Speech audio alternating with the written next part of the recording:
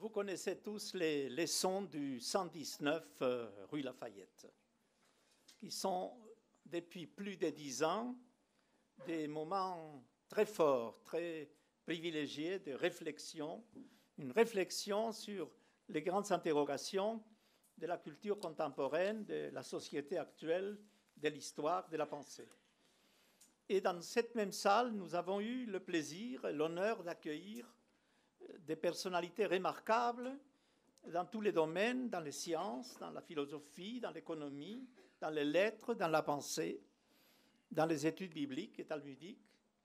Parmi ces personnalités, je voudrais citer quelques-unes des historiens de la mystique comme Moshe Idel, des romanciers comme Abraham B. Yoshua, des biologistes comme Henri Atlan et Jean-Claude Amessen, des sociologues comme Freddy Raphael et Dominique Schnapper, mais aussi des philosophes comme Jacques Derrida, Jürgen Habermas, Marcel Gauchet et des écrivains comme Pascal Bruckner. Eh bien, il y a 2 ans, nous avons reçu ici Alain Finkielkraut dans un tout autre contexte, dans un tout autre climat intellectuel et moral. Il devait nous parler de la société française au début de notre siècle. Le thème était la société française au début du siècle, tentation et dérive. C'était une interrogation grave, une interrogation dramatique de Finkielkraut autour de la question: la République est-elle en train de perdre ses repères éthiques? Est-elle en train de perdre ses valeurs civiques? Est-elle en train de voir disparaître un équilibre fragile du vivre ensemble et de devenir le théâtre de nouveaux conflits et surtout de nouveaux fanatismes? C'est la question que Alain Finkielkraut s'est posée il y a de cela 2 ans et demi. Et depuis cette époque, la France a hélas connu des bouleversements dramatiques, des bouleversements terrifiants, un retour en force des formes les plus cruelles, les plus violentes du fanatisme extrémiste. Et ces bouleversements, ces mutations radicales exigent de notre société une réflexion approfondie et surtout le courage de penser. C'est en pensant à cette phrase, le courage de penser, qu'aujourd'hui nous avons le plaisir et l'honneur de recevoir de nouveau Alain Finkielkraut. Et cette fois-ci, il évoquera une dimension qui nous semble cruciale pour la société française dans son ensemble, la nouvelle solitude des Juifs de France. Cette interrogation n'est pas étrangère à la pensée de Finkielkraut. Elle s'inscrit dans les sillages de 30 ans de réflexion sur la condition juive, sur l'existence juive, sur l'être juif. C'est une pensée qui traverse les dernières décennies avec des questionnements pluriels sur la nature de la société française, sur les visages et les masques de la judéophobie dans la société contemporaine, sur le sens de la nouvelle stigmatisation d'Israël dans le monde européen, sur la signification ultime de ce négationnisme de la Shoah qui se répand dans la scène européenne dans certains milieux, et surtout sur la renaissance de ce fanatisme, le fanatisme le plus extrême, la terreur la plus radicale au nom de la foi. Que se cache-t-il derrière ce fanatisme, derrière cette terreur?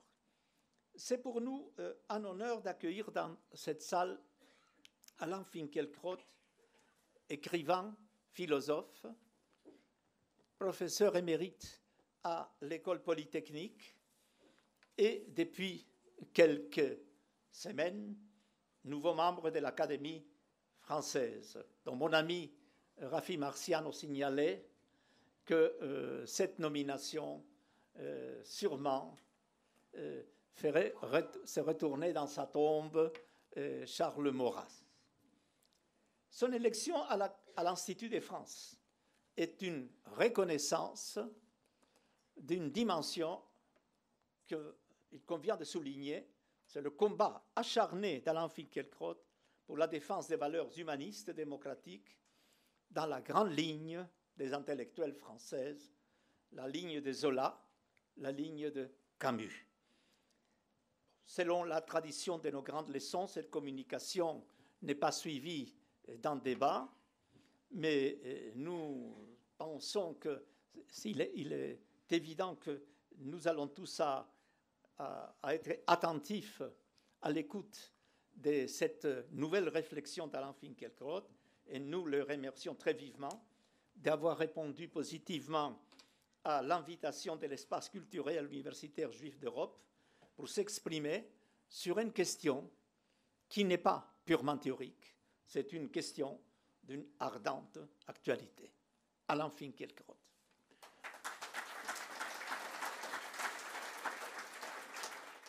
Je dois traiter ce sujet, solitude des Juifs de France, point d'interrogation. Je dis je dois parce que ce sujet m'a été proposé par Rafi Marciano. Donc cette grande leçon, c'est plutôt un élève qui va la prononcer devant vous, plutôt un élève, donc un professeur. Voilà. On m'a donné ce sujet à traiter, et voilà, je vous offre le résultat. Et pour essayer de traiter ce sujet, ou plus exactement de répondre à cette question, solitude des Juifs de France, point d'interrogation, avec clairvoyance, mais sans complaisance, je perds mes feuilles, pour éviter de céder trop facilement à la tentation du « personne ne nous aime », je partirai d'un moment de communion nationale. Le 11 janvier 2015, nous étions 1,5 million dans les rues de Paris et près de 4 millions dans toute la France. Cette manifestation nous réunissait silencieusement autour d'une série de mots d'ordre identificatoires. Le premier, le plus connu, « Je suis Charlie ». Mais ce n'était pas le seul sur les banderoles brandies à ce moment. Je suis Charlie, je suis juif, je suis la police, je suis la République. Et cette liste est proprement stupéfiante, car flic et Charlie sont deux mots qui ne vont pas ensemble. Charlie, c'était, et c'est encore en partie, la continuation de l'esprit de 68. Et que s'est-il passé en 68 et dans les années qui ont suivi? On a ajouté une touche d'espièglerie à une conception de la politique comme lutte. Et même, c'était le titre d'un livre de Serge July paru à ce moment-là, comme guerre civile. La politique ne se faisait pas autour d'une table, meuble de la conversation, mais pour les 68 arts et ceux qui ont suivi, elle se passait, la politique, de part et d'autre d'une barricade, édifice de la confrontation. D'un côté de la barricade, il y avait avant 68 le prolétariat, de l'autre la bourgeoisie. 68 a infléchi cette opposition en défendant, face à ce qu'on appelait le système, face au vieux monde, les aspirations de la jeunesse et les droits du désir. Dans un très beau livre qui s'appelle « La fin de l'homme rouge », Svetlana Alexievitch, qui vient elle-même, comme vous le savez, de recevoir le prix Nobel de littérature, Svetlana Alexievitch écrit « Sur les barricades, on a la vue qui se brouille, la pupille qui rétrécit, et le monde perd ses couleurs. De là-haut, il est en noir et blanc. Depuis une barricade, on ne distingue plus l'être humain, on voit juste un point noir, une cible. Et le premier point noir, dirais-je, pour les 68 arts et les post-68 arts juchés sur leur barricade imaginaire, c'était le flic. Car que fait le flic? Il charge. Il est la répression en acte. Les choses ont commencé à changer après la publication des caricatures de Mahomet en 2006, car les dessinateurs de Charlie et les journalistes menacés de mort ont été alors placés sous protection policière.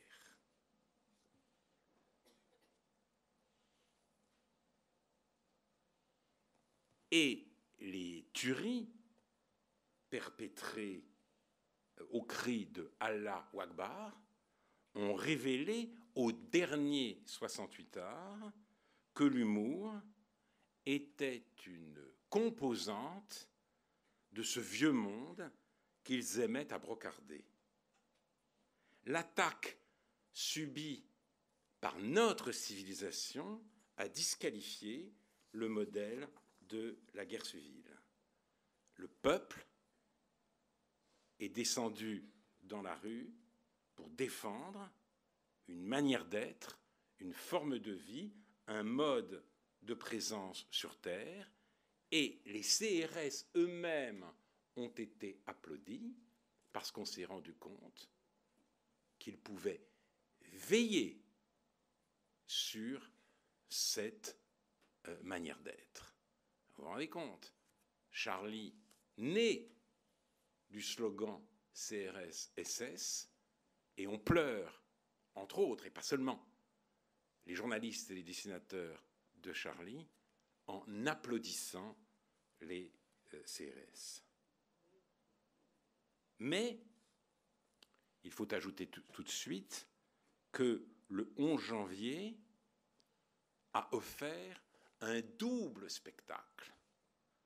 Le spectacle de l'unité et le spectacle de la déchirure. Le peuple est descendu dans la rue, toutes tendances confondues,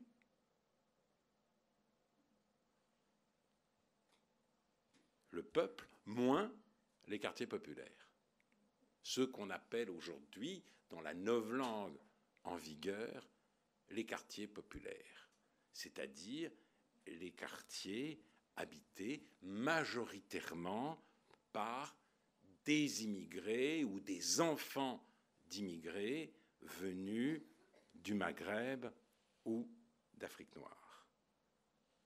Ceux-là, et d'ailleurs ils l'ont exprimé très clairement, ne sont pas descendus dans la rue parce qu'ils ne pouvaient pas dire, ils ne pouvaient dire ni « je suis Charlie », ni « je suis juif ».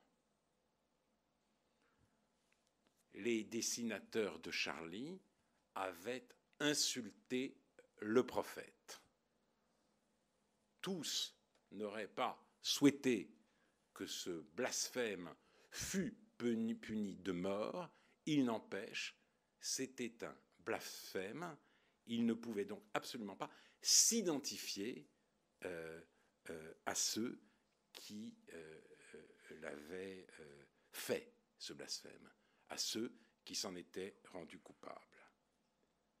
Quant à je suis juif, une telle expression était impossible. Nous savons, ou nous devrions savoir, depuis la parution des territoires perdus de la République, sous la direction d'Emmanuel Brenner, alias Georges Bensoussan, en 2002, que l'antisémitisme est, dans certains quartiers de nos villes, disons, monnaie courante.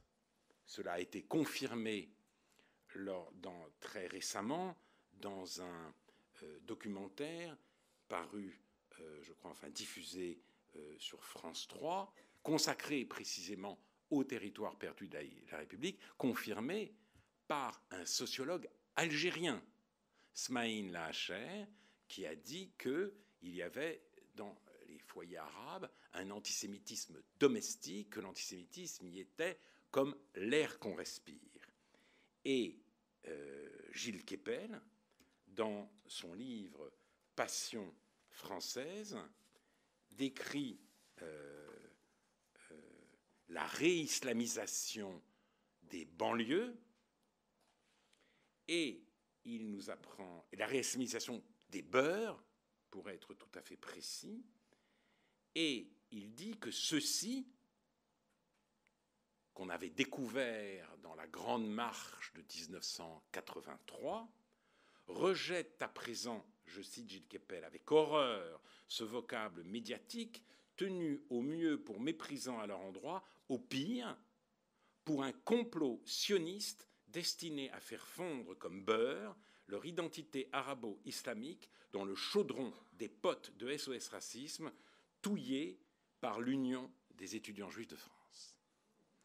Donc, la grande illusion antiraciste d'une solidarité de toutes les victimes de la discrimination, de la ségrégation, de l'exclusion, cette illusion a été fracassée, ou ce qui restait de cette illusion a été fracassé le 11 janvier. Mais les quartiers populaires ne sont pas seuls en cause. Une partie de la gauche indéfectiblement progressiste, a relayé, légitimé et à sa manière amplifié leur attitude. Pour cette gauche, le modèle, pour cela que je l'appelle progressiste, le modèle de la lutte de classe et donc de la guerre civile continue à prévaloir. La seule division qui vaille est celle des dominants et des dominés. Les Arabes, les musulmans, sont les nouveaux damnés de la terre, et c'est l'exploitation alliée à la discrimination dont ils sont l'objet qui radicalise certains d'entre eux et qui, selon une expression employée par un écrivain dans Libération, au lendemain des attentats, Laurent Chalumeau, qui les pousse à la faute. Cette gauche progressiste trouve le fondement de son argumentation, de sa philosophie politique chez Rousseau. Je hais la servitude comme la source de tous les maux du genre humain. De tout crime commis par un dominé, elle remonte au crime originel que constitue, selon elle, la domination. En l'occurrence, le colonialisme et le traitement réservé aux immigrés par ce que on appelle, dans cette frange de l'opinion, la France post-coloniale. Alors, je citerai quelques exemples, et tout cela me rapproche de l'expression la nouvelle solitude des Juifs de France. Premier exemple, l'éditorialiste, la chroniqueuse, je ne sais comment l'appeler, Rokhaya Diallo. Voici ce qu'elle écrivait le 15 janvier 2015. Ce n'est pas le Coran qui a produit ces monstres. Ils sont nés en France, ils ont grandi ici. Ces tueurs sont le fruit de réalités sociales bien françaises. Cette rage folle et meurtrière qui les anime n'est pas le fruit d'un enseignement religieux transmis par la famille, mais le produit d'un contexte socio-politique français. Elle dit aussi, je la cite à nouveau, « À force de déni, la France a créé des monstres. Lorsqu'en 2004, elle a décidé d'exclure des jeunes filles musulmanes portant le foulard islamique de l'enseignement scolaire, lorsqu'en 2010, elle a interdit aux femmes portant le voile intégral de circuler dans les rues, ne s'attendait-elle pas à ce qu'une partie des musulmans trouve refuge dans des bras plus accueillants ?» Et Edoui Plenel, deuxième exemple que je voudrais citer, Edoui Plenel, le fondateur et directeur de Mediapart, a écrit un livre dans la foulée de ces événements pour les musulmans où il cite un article de Zola écrit pendant l'affaire Dreyfus pour les Juifs. Et il prélève une phrase très étrange de l'article de Zola. À force de montrer au peuple un épouvantail, on crée le monstre réel. Je ne vois pas ce que cette phrase peut vouloir dire pour les Juifs de France pendant l'affaire Dreyfus. Quel monstre a-t-on créé? Mais cette phrase, Plenel s'en prévaut pour dire « Ce monstre a tué 12 personnes le 7 janvier 2015 ». Voilà, on a désigné l'islamophobie a désigné un certain nombre de gens à la vindicte, c'était l'épouvantail, c'était le bouc émissaire, et voilà. Et donc, le monstre a été enfanté par cette hostilité générale, par cette haine, et il a frappé. Donc, nous sommes les créateurs de ce monstre. Nous sommes ces Frankenstein.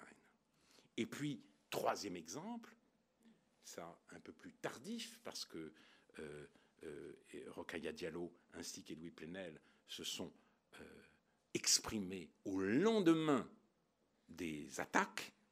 Emmanuel Todd, le sociologue démographe, un peu plus tard. Et là, si vous voulez, ce discours que j'appelle progressiste a trouvé son apothéose, puisque le slogan « Je suis Charlie », il lui a fait révéler sa vérité. « Je suis Charlie » veut dire « je suis raciste ». Des milliers de personnes se sont précipitées dans la rue pour définir comme besoin prioritaire de leur société le droit de cracher sur la religion des pauvres. Et un raisonnement identique dans cette frange de la gauche prévaut pour la question juive.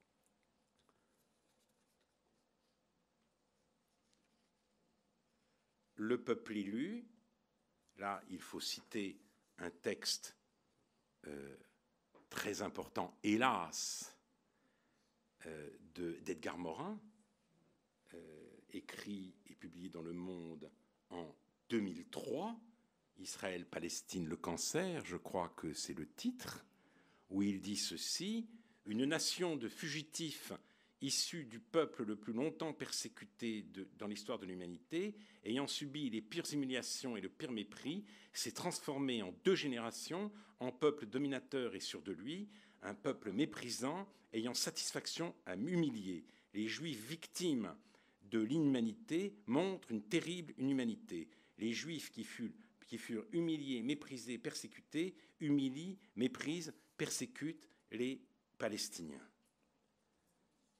Alors, qu'est-ce à dire sinon, et la phrase, il y a aussi cette phrase, le peuple élu se conduit comme la race supérieure, qu'est-ce à dire sinon que les Juifs sont passés de l'autre côté de la barricade. Cela vaut évidemment pour les Israéliens, puisqu'en Israël se perpétue l'occupation des territoires palestiniens, mais cela vaut aussi pour ceux qui les soutiennent. Ronnie Broman, dans une émission de radio récente, je crois, il a pris ses distances avec ce qu'il avait dit, mais il a déclaré, après ce qui s'était passé à Marseille, que aujourd'hui, porter la kippa, c'était, pour beaucoup de juifs, faire allégeance à l'État d'Israël et, à travers l'État d'Israël, à la politique raciste de l'État d'Israël.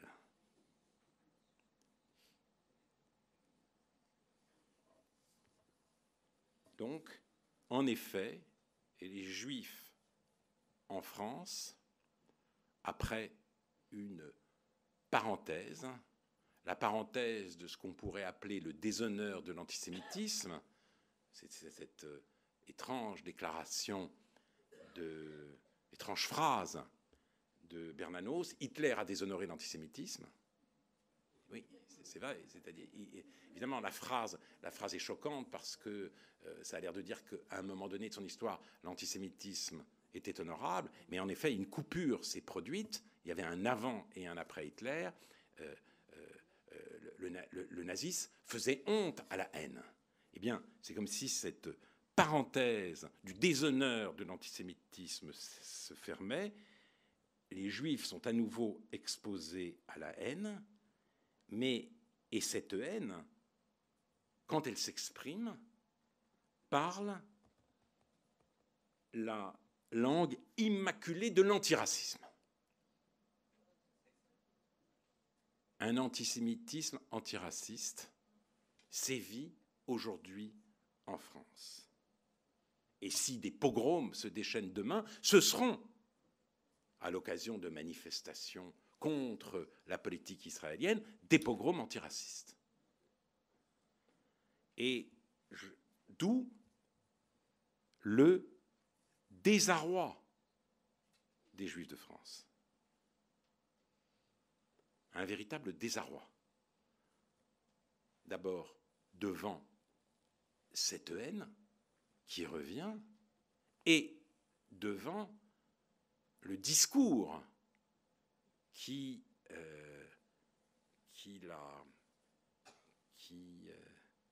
lui donne forme.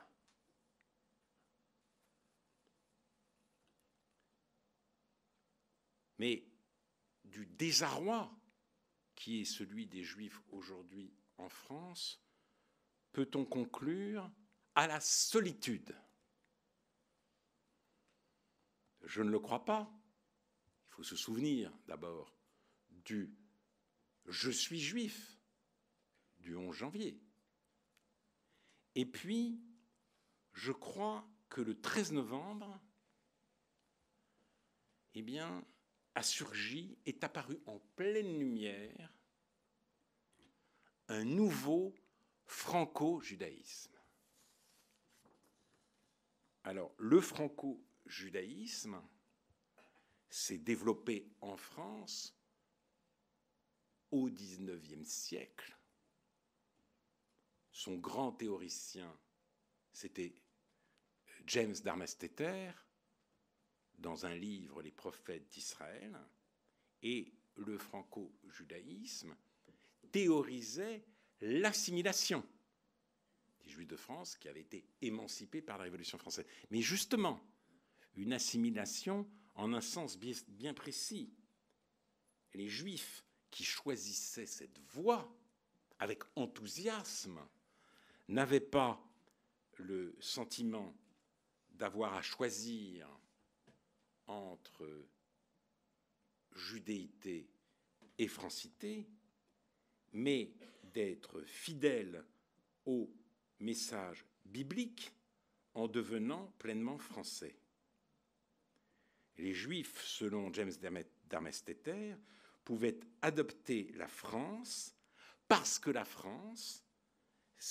la France de la Révolution, la France de la Déclaration des droits de l'homme, s'était élevée à ce niveau supérieur d'humanité que le judaïsme s'était donné pour tâche de promouvoir. Et en 1889, pour le centenaire de la Révolution française, le rabbin de Nîmes a dit, parlant de cet événement considérable, c'est notre sortie d'Égypte, notre Pâques moderne. Et le rabbin de Reims n'était pas en reste. Je tire ces citations d'un très beau livre de Michael Marus, Les Juifs de France à l'époque de l'affaire Dreyfus. La France, disait le rabbin de Reims, a été désignée par celui qui dirige les destinées de l'humanité pour travailler à l'émancipation de tous les opprimés, pour répandre dans le monde les grandes et belles idées de justice, d'égalité et de fraternité qui étaient naguère le patrimoine exclusif d'Israël.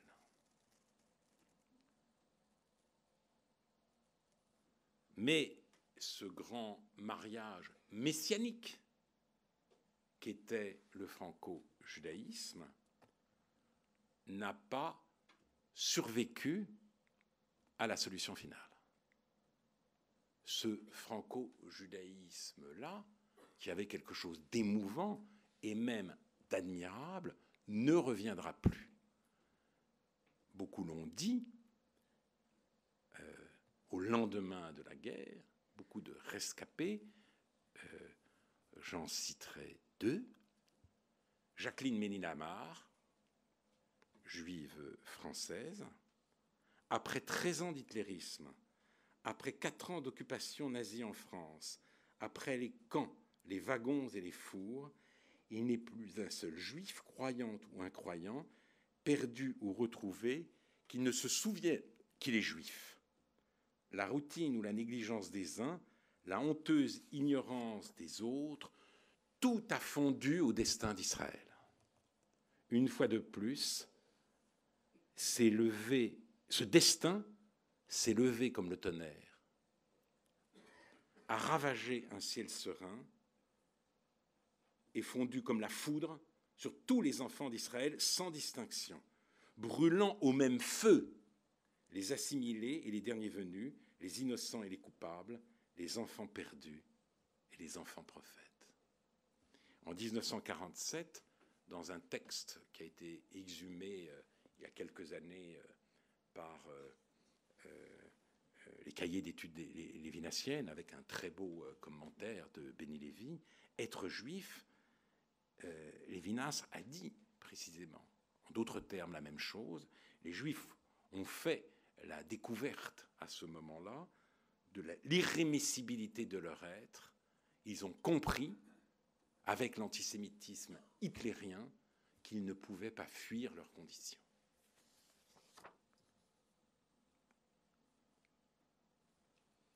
La loyauté à l'égard d'une France redevenue républicaine ne se discutait pas, mais cette France ne pouvait plus être la terre des accomplissements médiatiques. Les Juifs n'avaient plus le cœur de lui déléguer à elle l'entièreté de leur destin. Et c'est dit de manière admirable, c'est mon troisième témoin, par Vladimir Rabin, en 1945, je crois. Nous avons été réintégrés dans notre condition d'hommes libres. Nous avons recommencé à être des citoyens français. Mais nous ne serons plus jamais comme les autres. Nous avons été la balayure du monde, contre nous chacun avait licence, nous sommes désormais les séparés. Nous sommes les séparés et cela s'exprime notamment, ce sentiment de séparation ou en tout cas de fragilité et d'inquiétude, par un très fort attachement d'une grande majorité de Juifs, de l'immense majorité des Juifs de la diaspora pour Israël. Les anciennes querelles des assimilés, des sionistes et des bundistes n'ont plus cours. Il y a des disputes concernant la nature de la politique israélienne, bien sûr, et elles peuvent être parfois extrêmement vives, mais l'attachement est là parce qu'Israël apparaît comme un sujet de fierté, un sujet d'inquiétude, nation dont l'existence est toujours en question, mais aussi comme une issue, comme un refuge, comme un abri toujours possible.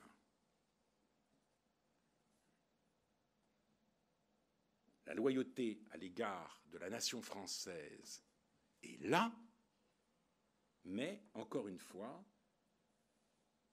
cette loyauté n'implique plus que les Juifs de France, les Juifs français, voient dans la France la réalisation définitive de leur être.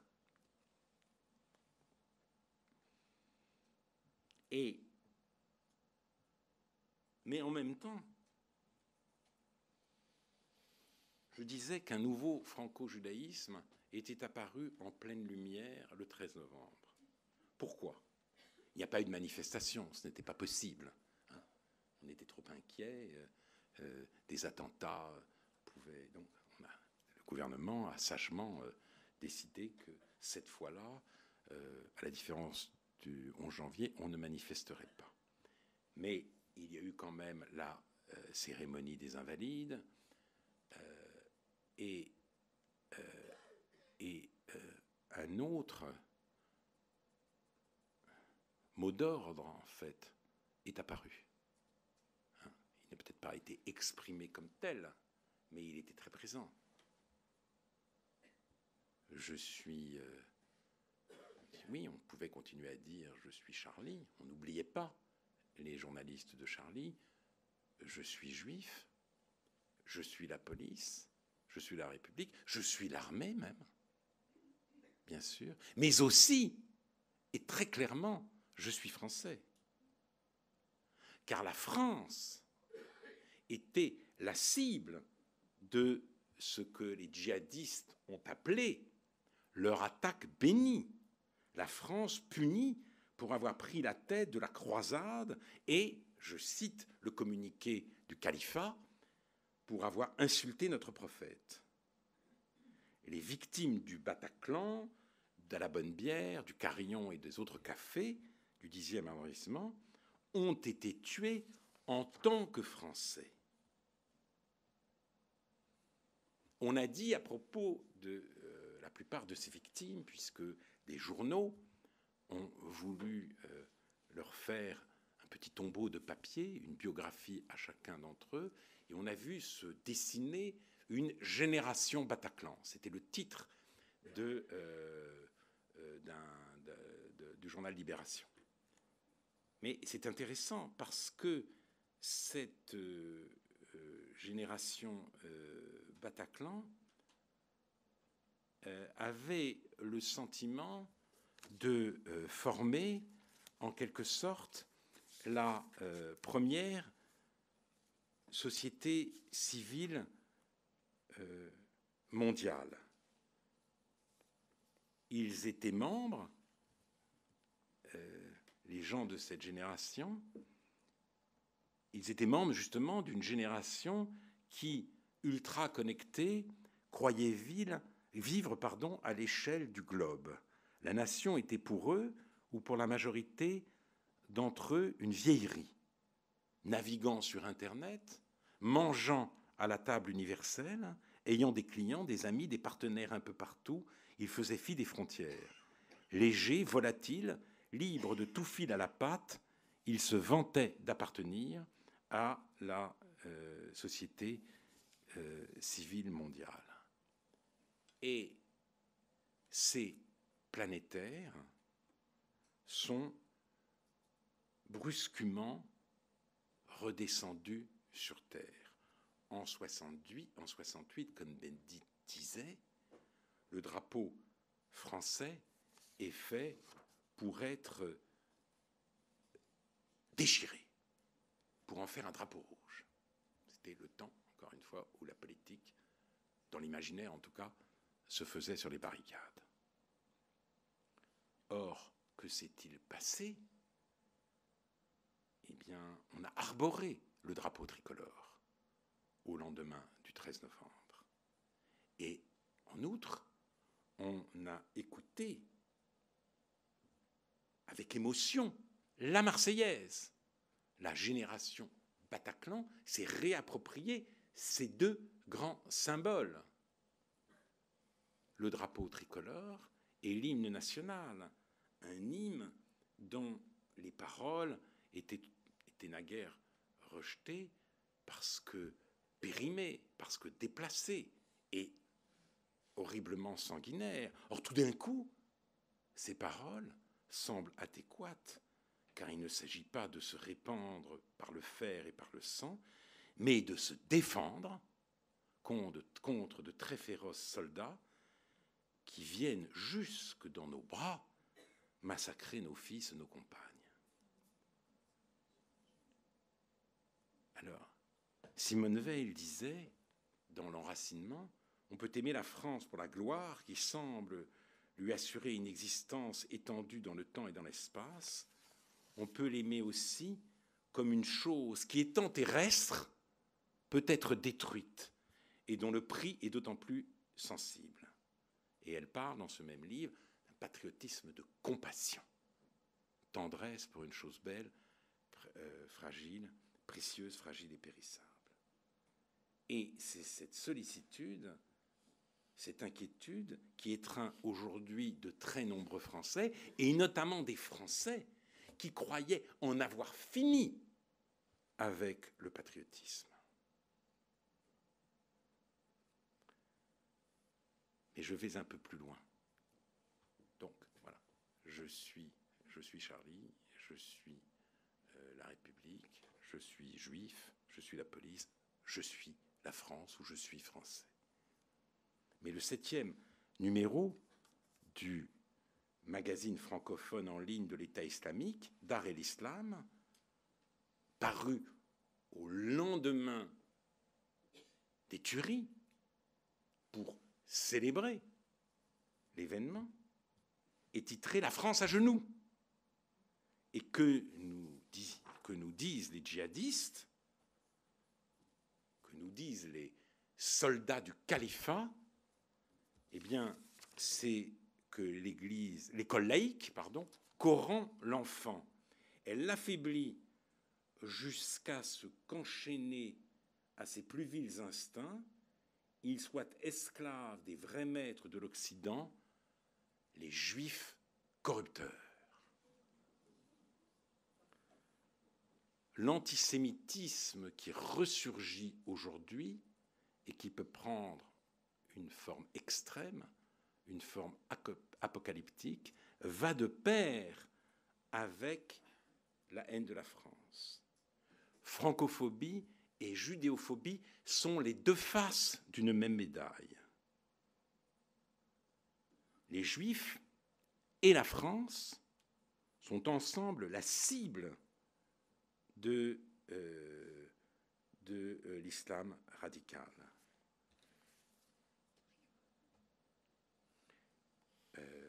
Youssouf al-Qaradawi, ce grand moufti mondial qui a un immense succès sur la toile et qui est le grand maître à penser de l'UEF, dit « Le seul dialogue possible avec les Juifs passe par le sabre et le fusil. Ce n'est pas un djihadiste, c'est simplement un islamiste. Et les musulmans sont invités par les salafistes, qui sont, comme le montre Gilles Kepel, notamment de plus en plus influents, ils sont invités à se désavouer, c'est leur vocabulaire, je crois, traduit de l'arabe, à se désavouer de la société française. Ainsi, un nouveau trait d'union attache les Juifs et la France, non plus celui messianique d'un accomplissement, mais celui tragique d'une communauté de destin. Et vous avez peut-être lu le livre de Michel Houellebecq, paru en janvier 2015, Soumission. Dans ce roman, le héros, le personnage principal, a une petite amie. Cette petite amie s'appelle Myriam. Leurs relations sont un peu difficiles, comme c'est souvent le cas dans les romans de Houellebecq. Toujours est-il qu'à un moment donné, la jeune femme, effrayée de ce que devient la France, décide de faire son alia. Elle veut partir, elle s'en va. Et que lui répond, que lui dit le héros, avec une sorte d'envieuse mélancolie, « Moi, je n'ai pas d'Israël. » Et je terminerai en vous demandant, à partir de cette phrase, de méditer sur la solitude des Goïs de France. Merci.